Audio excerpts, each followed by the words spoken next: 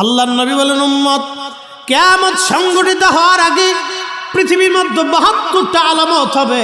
তার প্রথম নাম্বার আলামত হলো আমাতুস সালাহ, আমার উম্মতরা নামাজ মেরে ফেলবে, আমার উম্মতরা নামাজ পড়তে যাবে না, নামাজ ছেড়ে দিবে। নামাজ যদি দেখেন সমাজে বেনামাজি বেশি, তাহলে বুঝবেন কিয়ামতের সময় ঘনায় গেছে। সময় তো এখন চলতেছে, কারণ ঘরে ঘরে বেনামাজির সংখ্যা বেড়ে গেছে। হ্যাঁ, কথা মিথ্যা না সত্য? ২ নম্বরে আমানতের খেয়ানত হবে।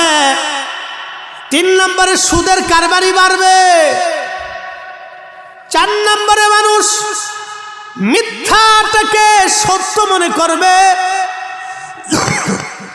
৫ নম্বরে মানুষ পিতা মাতার অবাধ্য হবে।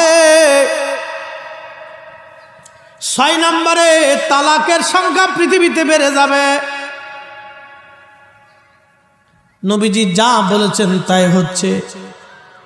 ২ নম্বর ওয়াদাউল আমানা, আমানত নষ্ট হয়ে যাবে, আমানতের খেয়ানত বাড়বে। প্রশ্ন করবেন মুফতি ফরিদি, আমানতের খেয়ানত কেমনে বাড়লো? যদি বিশ্বাস না করেন, কাউকে ১ লক্ষ টাকা হাওলাত দিয়ে দেখেন,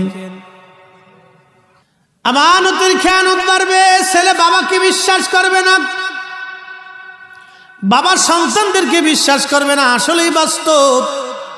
বৃদ্ধ বাবা চিন্তা করে, বাবা সন্তানের নামে যদি জমি লিখে দেই, তাহলে এই সন্তান আমাকে বৃদ্ধকালে ভাত দেবে কিনা সন্দেহ আছে। কথা বলেন ঠিক কিনা?